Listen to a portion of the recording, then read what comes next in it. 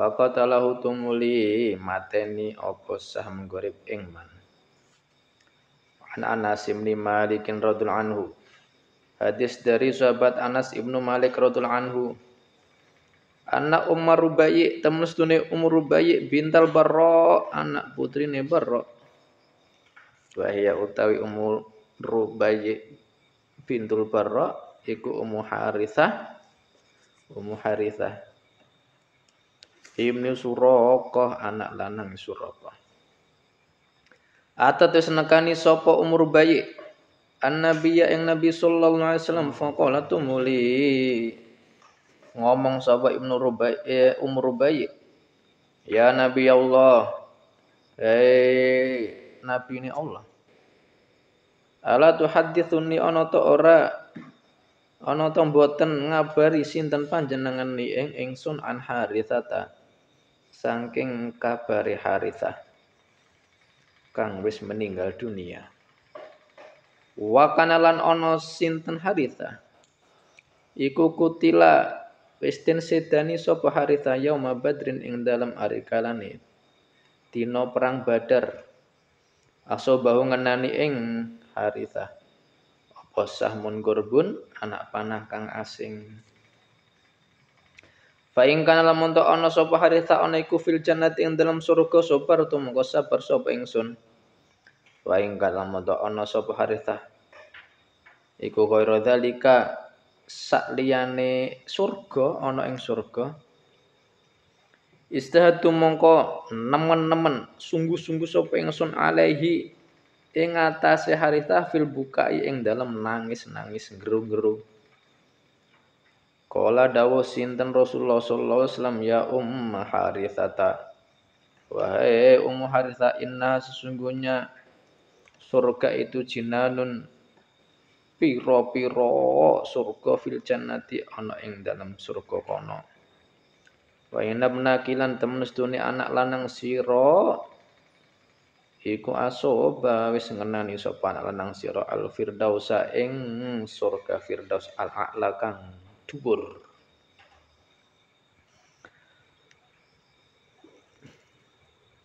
Seorang perempuan datang menemui Rasulullah mengadukan anaknya yang sudah meninggal dunia. Perempuan tadi namanya Ummu Rubai. Punya anak laki-laki namanya Haritsah. Maka perempuan tadi mengatakan, "Ya Rasulullah, tolong kabarkan kepadaku mengenai kabarnya Haritsah yang sudah meninggal." Ikut perang Badar kan Haritsah ini. Sudah mati. Tapi mati dikenai anak panah yang enggak jelas. Tiba-tiba ada anak panah jatuh dari atas. Itu ngenai dia langsung mati. Enggak tahu itu anak panahnya musuh apa anak panahnya kawannya. Itu kan Sahmun Gorbun. Kalau anak panahnya musuh kan jelas. Mati syahid dong, mati dibunuh musuhnya. Ini anak panah enggak jelas Rasulullah datangnya dari mana loh. Tiba-tiba ada panah pelesat. Seumpama Haritsah ada di surga, ya sudah, alhamdulillah. Punya anak mati di surga, sabar saya. Tapi kalau kabarnya kok tidak di surga, pokoknya saya enggak terima. Saya bakal nangis sejadi-jadinya bahwa nangis sambil teriak-teriak, geru-geru. Surga apa enggak nih? Nah, ini setengah ngancam nih. Sahabat itu kalau suan Rasulullah itu ya begitu. Untuk memastikan keselamatannya itu kadang-kadang pakai ancaman-ancaman. Pokoknya yang surga, pun alhamdulillah. Nek kabarnya kok mbok teteng surga gitu. Tak nangis-nangis kok. Gerung-gerung, ngucek-ngucek, pokoknya gelimprangan ngono, gulung kome enggak karo-karuan. Habis mati melok perang Rasulullah kok. Ujung-ujungin neraka lho. Ben. Wis isin rak mbu ya. Wis ra isin-isinan nek ngene iki. Di anak lanang sitok-sitoke mlebu neraka iki piye. Surga napa mboten? Ngono malah ya. Apa kata Rasulullah? Wahai Ummu Rubaiyah, ketahuilah di sana itu surga itu bukan hanya satu, banyak surga itu. Bertingkat-tingkat dan setiap tingkat itu aja banyak. Dan anakmu si Harisah itu berada di surga Firdaus yang paling tinggi. Bukan hanya surga, tapi surga Firdaus yang paling tinggi.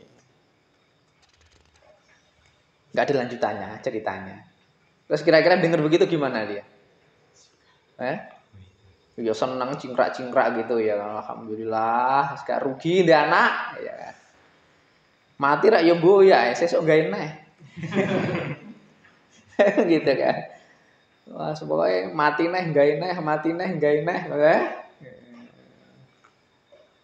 Itu sahabat tuh slow begitu. Intinya surga apa enggak gitu. Bukan kok mati nangis. Enggak gitu. Kalau surga ya alhamdulillah. Wali santri anaknya mati di pondok. Aturannya gimana? Alhamdulillah mau mati di pondok kok. Anak kesayangan. Di pondok kan malah mati, ustadznya enggak tanggung jawab. Sembrono, tata tertibnya kurang tegas loh. Gimana sih? Daripada mati di jalan raya, trek-trekan terus tabrakan sama tronton. Gimana? Maunya gimana? Ya kan? Kalau Bapak Ibu masih muda gampang, bikin lagi yang baru. Kasih nama yang sama. Yang mati di pondok siapa namanya, Bu? Wahyu. Gampang solusinya, bikin lagi yang baru, kasih nama Wahyu, gitu. Kalau perlu bikin 5, kasih nama Wahyu semua. Wahyu A, Wahyu B, Wahyu C, Wahyu D, Wahyu E.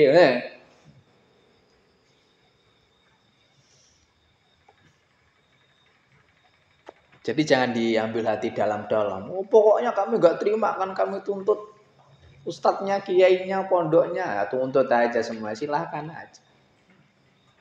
Tapi anakmu yang sudah masuk surga itu malah nggak jadi. Iya kan? Lalu ustadznya yang ngajari Quran, ngajari kitab malah dituntut. Malaikatnya bingung, ini orang ini maunya apa sih? Ini. Katanya dipondokkan biar bisa ngantarkan orang tuanya masuk surga. Begitu anaknya masuk surga malah nuntut, nggak terima. Ini yang goblok siapa sebenarnya? Ustadznya, apa anaknya, apa orang tuanya? Ya nggak tahu. Yang goblok pemerintah paling. Sekarang ini kalau ada apa-apa kan yang disalahkan siapa? Pemerintah.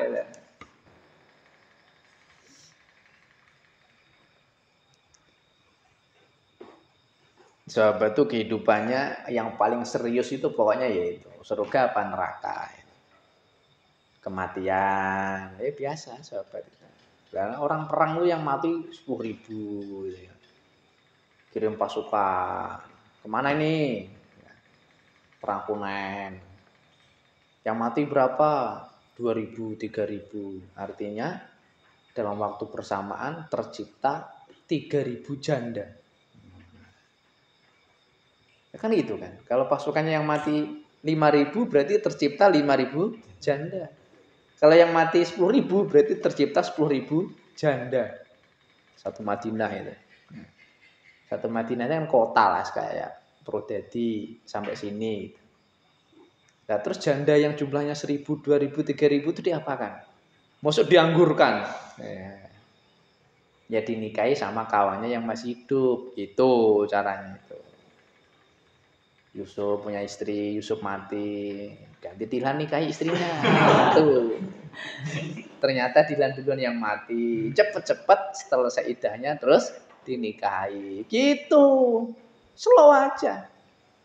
Dan nanti di surga gimana Ustaz? Alah gampang, di surga itu nggak usah kamu bayangkan yang aneh-aneh. Surga itu apa yang kamu inginkan kan ada, dapat, gampang. Terus ini udah terlanjur cinta sama pacar saya, istri saya. Di surga banyak nanti. Bidadarinya aja konon kabarnya itu 2.500.000. Gimana nih? Capek itu. Mosok nggak ada yang mirip sama istrimu? Ada, gampang. Jadi sulap sebentar bisa. Tapi kalau masalah dunia, masalah politik, slow sahabat itu. Nggak laki-laki, nggak perempuan, semuanya slow. Hidup itu penting hidup itu loh. Ya. Terus ya berjuang. Makan penting makan. Terus yang ada yang dimakan sehari-hari itu. Nggak ada nasi, makan singkong. Nggak ada singkong, makan gaplek. Nggak iso gaplek, makan ganyong. Nggak iso ganyong, makan garut. Nggak iso garut, jagung garing. Nggak iso, ya makan oyot. Akar-akaran itu loh. Nggak bisa ya makan daun. Daun mangga kah, daun pepaya. Nggak masalah sebenarnya hidup itu. Kalian mungkin makannya sudah sejak lahir sudah beras, mie gitu kan. Saya masih merasakan itu nasi singkong. Nasi campur singkong. Kalau cuma nasi jagung, nasi beras itu dari dulu. Nasi tiwul itu dari dulu. Ada nasi singkong. Rebus singkong terus dicampurin nasi beras dikit-dikit, ada yang juga enggak. Ada yang lebih unik, nasi ganyong namanya. Kalian Rin, belain ganyong Rin. Ya, bedo ngerti ganyong ya apa? Golek pokoknya, apa langka enggak langka. Orang apa orang penak. Ngerti ganyong? Gak ngerti, gak ngerti ya. Belain ganyong. Ganyong, garut, bili, uwi, bili gantung, bili pendem. Belain kabeh, bedo ngerti iki ganyong, iki garut. Bedo ngerti wi? Itu makanan kayak saya dulu waktu kecil. Dan Kiai dulu makannya begitu, steril itu. Kiai Abdul Karim Lirboyo itu, Mbah Manap itu, ya kan. Itu puasa itu seumur hidup seolah-olah. Kalau buka itu pakai besuak. Nah, supaya katakanlah wi gitu ya, wi, bili wi itu. Seumur hidup makan begitu. Mondok di tempatnya Syekhona Khalil Bangkalan. Beliau mondok itu dari umur 15 sampai umur 50. Ini mondok 35 tahun gitu. Mondok di Bangkalan itu makannya apa? Daun.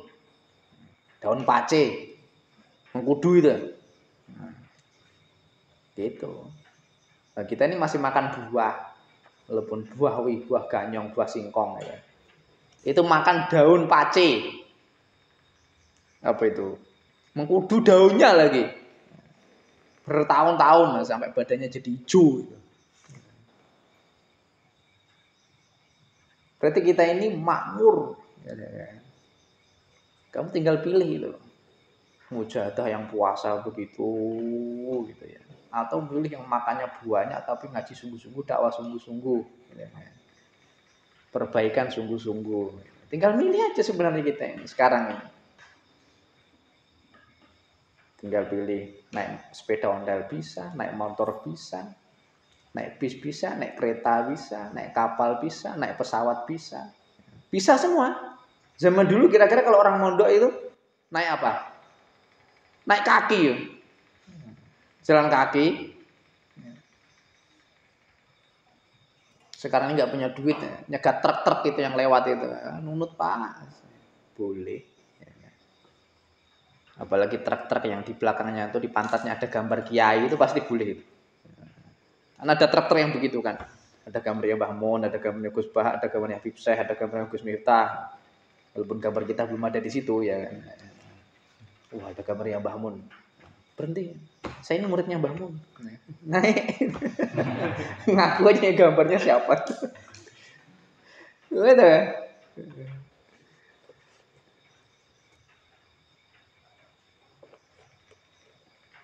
Walaupun banyak makanan, banyak kendaraan, tetap latihan mujahadah, latihan puasa. Melarat itu dinikmati, miskin dinikmati gitu. Jadi tuntutan hidup nggak berat.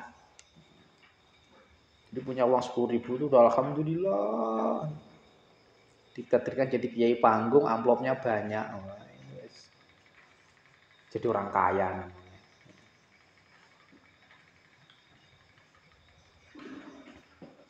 Babu man qatala litakuna kalimatullahi yal ulia. An Nabi Musa radhiyallahu anhu qala ja'a rajulun ila Nabi sallallahu alaihi wasallam fa qala ar-rajulu yuqatilu lil magnam war rajulu yuqatilu lidzikr war rajulu yuqatilu li yura makanu faman fi sabilillah qala man qatala litakuna kalimatullahi al-ulya fa huwa fi sabilillah. Ini kamu hafalkan. Man qatala litakuna kalimatullahi al-ulya fa huwa fi sabilillah. Babu man bab wong qatala kang perang sapa wong litakuna supaya nek ana apa kalimatullah hiya uta kalimatullah iku hiya yo kalimatullah al-ulya supaya iku al-ulya supaya dhuwur. Bab orang yang berperang dengan niat meninggikan kalimatnya Allah, agamanya Allah. An Nabi Musa radhiyallahu anhu, hadis dari Abu Musa radhiyallahu anhu, qala istawa sitan Abu Musa ja'a istaqasa rajulun lanang ila Nabi maring Nabi sallallahu alaihi wasallam faqala tumuli ngucap sapa ar-rajul wong lanang mau ar-rajulu yuqatilu lil magnam. Ya Rasulullah, ar-rajulu ana wong lanang yuqatilu kang berperang lil magnami kanggo merkoleh ghanimah. Wa rajulu lan ana uga wong lanang yuqatilu kang berperang lidzikri supaya disebut-sebut jenenge. Supaya diarani pahlawan. Wa rajulu lan ana wong lanang yuqatilu kang perang liyura supaya den tingali apa makanuhu panggonane rajul. Faman fi sabilillah mongko ndi wong to iku kang disebut jihad fi sabilillah. Kala mongko dawuh sinten Nabi man qatala litakuna kalimatullahi al-ulya fa huwa fi sabilillah. Man sapane wong qatala kang perang litakuna supaya nek ana apa kalimatullah kalimate Allah ya kalimatullah iku al-ulya dadi dhuwur. Fa huwa mongko tawi wong iku fi sabilillah ing dalam jihad fi sabilillah.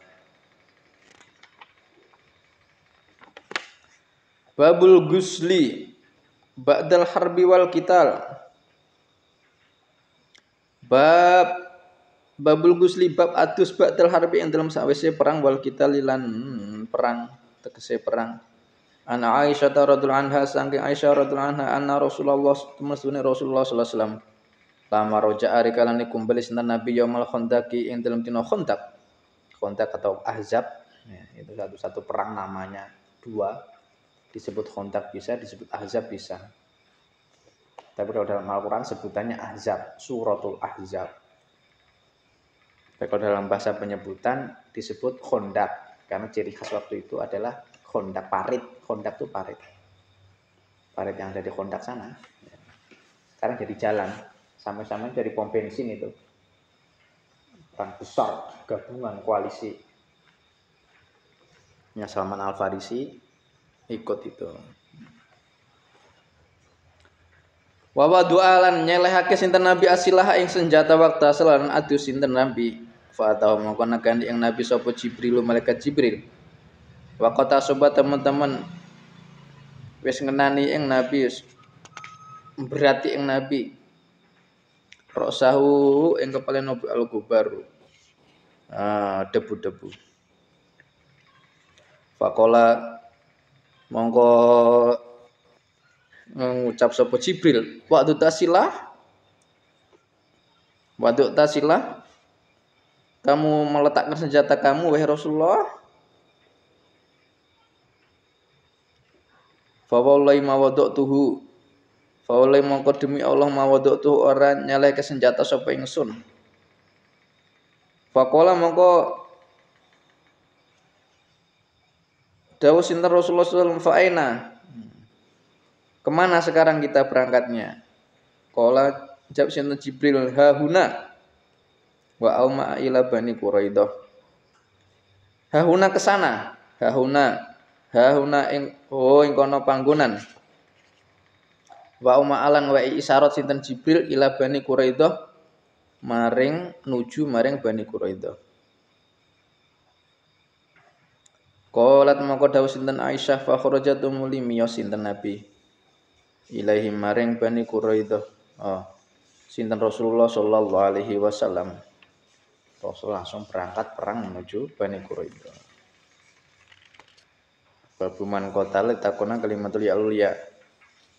Hadis dari Abu Musa radhiyallahu anhu, dia mengatakan telah datang seorang laki-laki kepada Rasulullah SAW. Laki-laki tadi mengatakan, ya Rasulullah, orang perang itu kan macam-macam. Yang pertama, karojulu yuqatilul magnam. Wong lanang kan perang untuk mendapatkan gonimah. Dia berangkat perang itu niatnya biar dapat gonimah, duit. Yang kedua, warajul yuqatilul lidzikr. Yang kedua adalah laki-laki yang perang supaya namanya disebut-sebut. Oh, ini pahlawan, ini jagoan, ini berangkat perang. Oh, pemberani dia. Berani perang. Oh, komandan dia. Yang ketiga, warajul yuqatilu yura makanuhu. Laki-laki yang berperang supaya posisinya itu dilihat sama orang. Jabatannya apa itu ya. Maka siapakah di antara mereka yang masuk dalam jihad fisabilillah? Nabi mengatakan, man qatala litakuna kalimatullahi al-ulya wa huwa fi sabilillah. Kemapalkan itu ya. Besok saya tanya. Man qatala litakuna kalimatullahi al-ulya wa huwa fi sabilillah.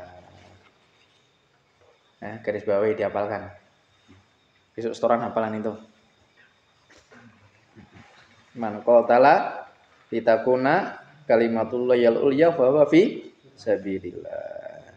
Barang siapa yang berperang untuk menegakkan kalimat Allah supaya menjadi tinggi, maka dia dihitung orang yang jihad fisabilillah, apapun bentuknya. Mau perang, mau dakwah, ngajar, taklim. Niatnya itu supaya agama ini menjadi menang, menjadi tinggi gitu loh. Itu yang level tertinggi itu. Pokoknya niatnya lillahi ta'ala, menegakkan agama, memperjuangkan agama itu pokoknya sudah fisabilillah. Berarti semuanya termasuk bangun masjid, misi kota amal, ya kan.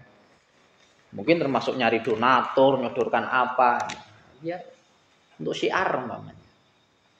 Biar madrasah jalan, biar masjid rame, biar majelis rame, ya kan? Biar madrasahnya jadi rame, TPA-nya rame, TPQ-nya rame, rumah tahfidznya rame, itu udah. Berarti litakuna kalimatullahi hiya ulya. Alasannya kan itu kan, ilatnya itu kan. Sebabnya itu. Yang mendorong dia itu apa?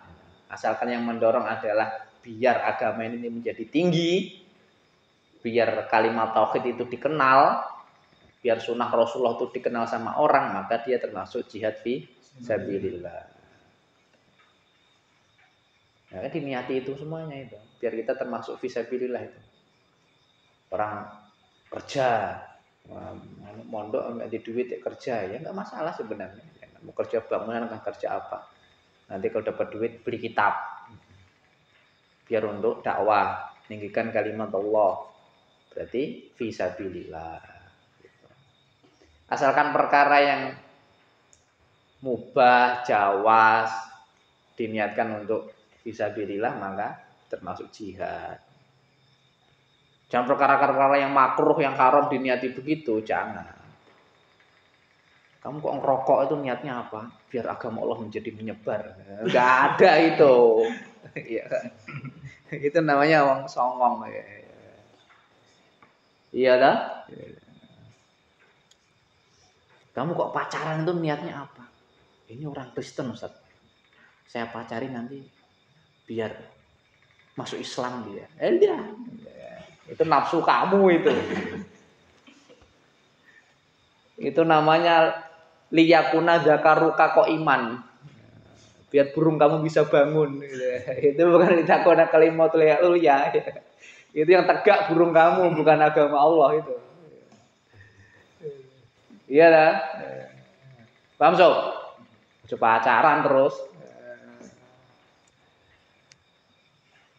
Lupakan pacarmu itu. Kok usah tahu ya orang Jogja itu. Kasaf ini lagi. Pacarannya bertingkat-tingkat. Kan pacaran sama santri daripada pacaran sama mahasiswi begitu. gitu. Sama-sama dosa, tapi kan ada yang lebih rendah itu. Kalau betul-betul ikhlas itu pacaran sama janda-janda dalen itu lah. Yang sudah tua-tua itu. Yang udah umur 45 itu loh, Sob. Kan sunnah, Sob. Iya kan? Rasulullah umur 25, Siti Khadijah umur 40.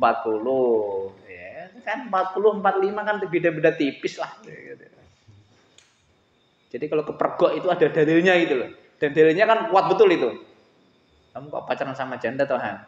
Dilhan. Makan sunnah, Ustaz. Ya. Ini jandanya udah 42 ini. Ya, itu mirip-mirip itu. Ya.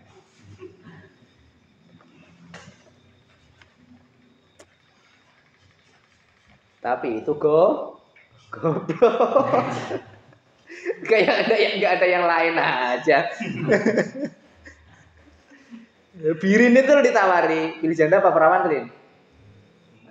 Pilih janda apa perawan? Tinggal milih, umpama pilih. Janda apa perawan? Perawan. Bisa milih dia kok, gitu kan. Cantik apa jelek? Cantik. Putih apa hitam? Putih. Yang kaya apa yang miskin? Yang kaya. Sayangnya nggak ada yang mau. Gitu ya.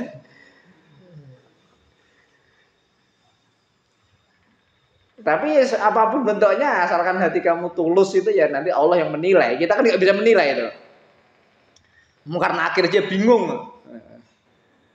Dohirnya dihitung dosa. Ya. Tapi ternyata hatimu nanti punya penilaian di sisi Allah ya Allah kita nggak tahu. Kalau secara dohir yang neraka jelaskan itu ya. Macam-macam orang.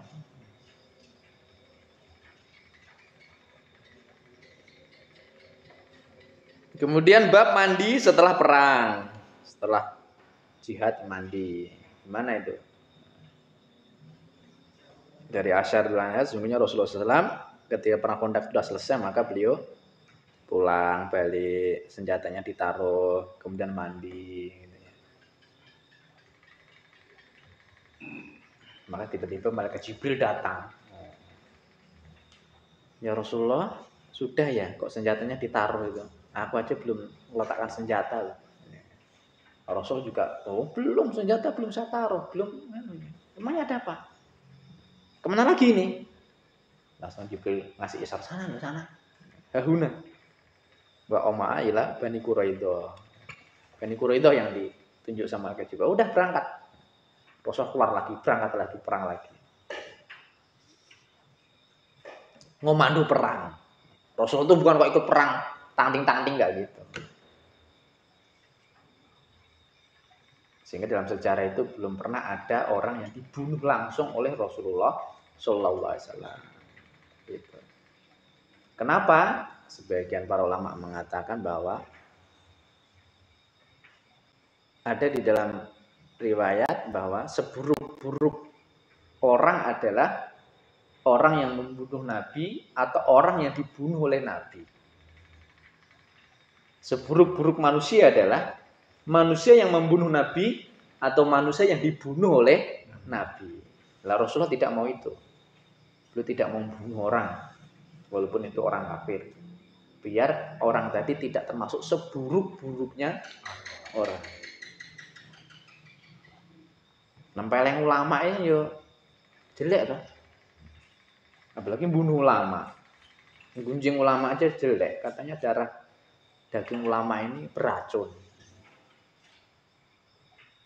Kalau minta duit sama ulama gimana, Ustaz? Enggak boleh kalau sama saya. Apalagi bunuh ulama. Itu baru ulama loh. Gimana kalau wali? Nyakiti wali aja itu dinyatakan perang oleh Allah Subhanahu wa taala. Man adani waliyan faqad adantuhu bil harbi. Barang siapa yang menyakiti waliku maka aku nyatakan perang bersama dia.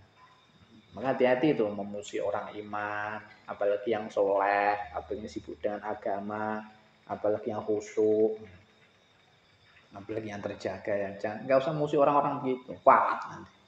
Karena dinyatakan perang oleh Allah Subhanahu Wa Taala. Apalagi musuhi Nabi, jelek itu. Apalagi bunuh Nabi. Nabi Zakaria kan dibunuh tuh, iya kan? Itu kan jelek betul itu. Sejelek-jelek tokek adalah yang nganggu orang ngaji. Tokek itu jelek, tapi ini lebih jelek ini. Ada orang ngaji kok diganggu. Viral dia, masuk rekaman. Enggak apa-apa, itulah Allah ngasih keunikan itu. Wallahu a'lam. Dan nanya? Boleh nanya.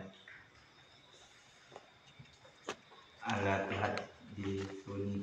Apakah engkau tidak mengkabarkan kepadaku? Nanya makna.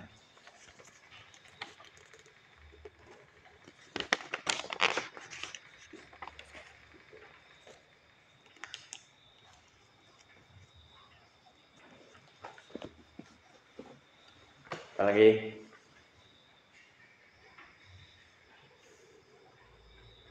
Ya besok pokoknya dijalankan programnya ya. Satrito sama Sabston berangkat ya, Solo ambil Torekoh Naksabandia Kholidiyah. Udah, Satrito udah komplit lumayan hitungannya. Qadiriyah sudah, Syadidiyah sudah, Naksabandia sudah nanti. Nah, itu menisbatkan ilmu itu kepada orang yang memang sungguh-sungguh atau fokus kepada jalur agama secara sanad. Riwayatan wa diroyatan. Secara sanad, secara ilmu itu pas ya. Jangan asal nyomot-nyomot amalan itu. Ya, pandai. Nah, jangka panjangnya begitu.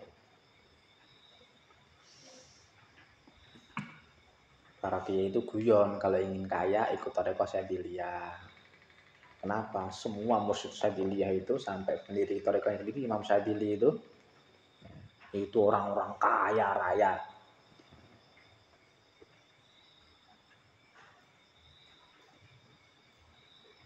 Imam Syadzili itu dengan gaya mewahnya.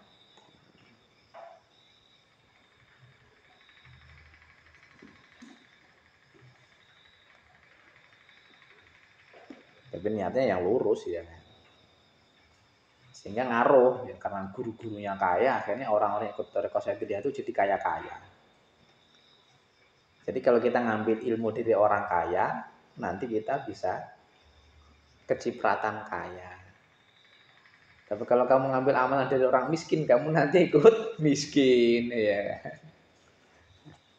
Kan aneh tuh, ada orang pelarat ngasih amalan waqiah biar kaya. Loh, kamu aja pelarat kok ngasih amalan biar orang kaya, itu kan. Ya dukun-dukun tuh loh.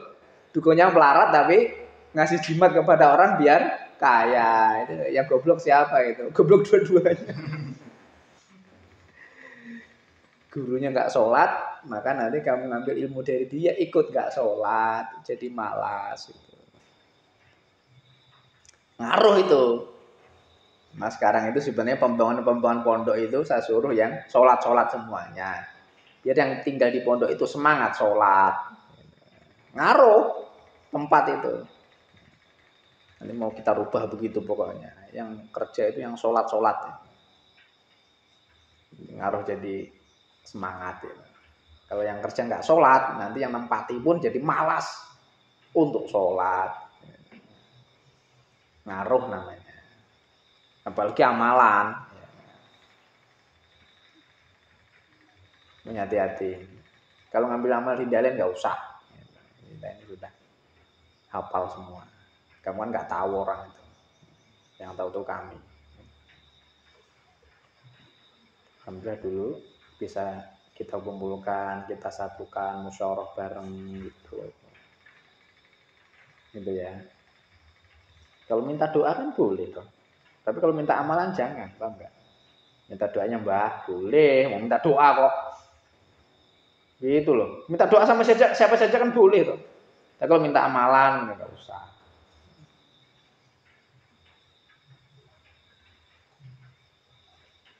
Nanti kamu tiba-tiba ngamalkan amal dari orang, kamu nggak terasa, saya kan kok miskin, terus ini kenapa ya? Padahal udah mondok, minta ijazah sama satu hal, macam-macam, nggak berduit nih gimana? Ternyata kamu juga ngambil amal dari orang miskin itu. Kamu nggak tahu terdorongnya hati kamu. Jadi kamu jangan cuman apa terbayang hebatnya saktinya lah bahasa Jawanya itu ya. Enggak, itu bukan hanya itu urusannya itu. Jalurnya itu harus aman. Kalian itu generasi-generasi awal dalen, jadi harus sukses itu. Yang hitungannya kalian itu masih generasi awal. Harus sukses dalam segala hal. Itu doa saya begitu. Ya sukses ilmunya, sukses keduniaannya. Ya. Ngalim-ngalim kabeh, sugih-sugih kabeh. Ya gitu. Tapi ngalim dulu.